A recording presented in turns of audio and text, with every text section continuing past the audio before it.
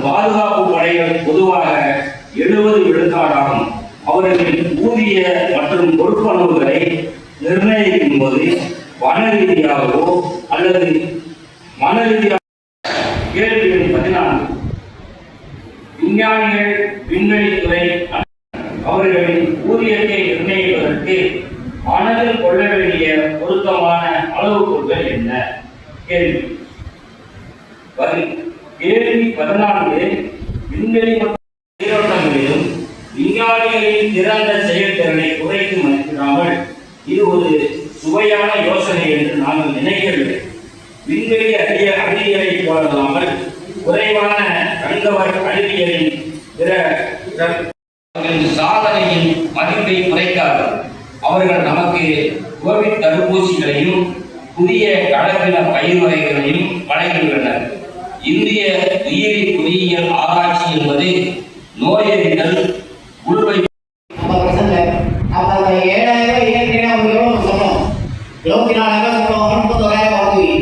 அப்போ அது வந்து டிஏக்கு ஒன்று ஆரம்பிக்கும். புரியுதா? டிஏ 50 விழுக்காடு என்ன பண்ணாங்கன்னா அடுத்து வரும்போது அதை அப்படியே விட்டுறாங்க. போலாமா? கே கணேசன், அகில இந்திய தலைவர், தமிழ்நாடு அரசு அலுவலக உதவியாளர்கள் மற்றும் அடிப்படை பணியாளர்கள் இணைந்தது அனைத்து துறை 4ஆம் பிரிவு ஓய்வூதியர் சங்கம் ஒருங்கிணைந்த கூட்டம் இன்று நடைபெற்றது. இந்த கூட்டத்தின் முக்கிய அம்சம் 8வது ஊதிய குழு தொடர்பாக மத்திய அரசு கேட்ட 18 கேள்விகளுக்கு இன்றைக்கு பதில் தரப்பட்டிருக்கிறது.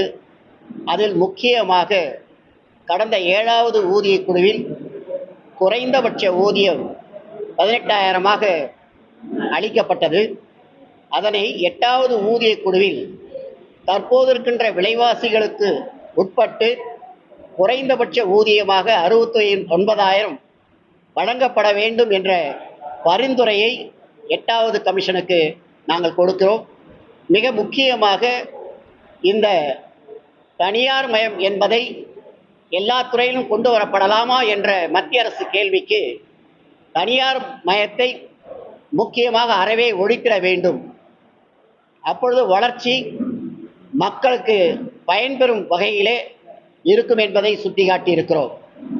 எனவே இந்த கோரிக்கைகள் தொடர்பாக எதிர் வருகின்ற 22/5/2026 அன்று அனைத்து மாநிலங்களிலும் 11 அம்ச கோரிக்கைகளை வலியுறுத்தி கருப்பு பேட்ச் அணிவதென்றும், அடுத்து 7/6/2026 அன்று புதுடெல்லி ஜந்தர் மந்தர் என்ற இடத்தில் அனைத்து மாநிலங்களிலும் பணியாற்றுகின்ற டி பிரிவு பணியாளர்கள் மாபெரும் ஒரு நாள் கண்டன ஆர்ப்பாட்டம் நடத்துவதென்றும், அதன் பின்னர் பாரத பிரதமரை சந்தித்து எங்களுடைய மகஜரை கொடுக்க முடிவு செய்திருக்கிறோம்.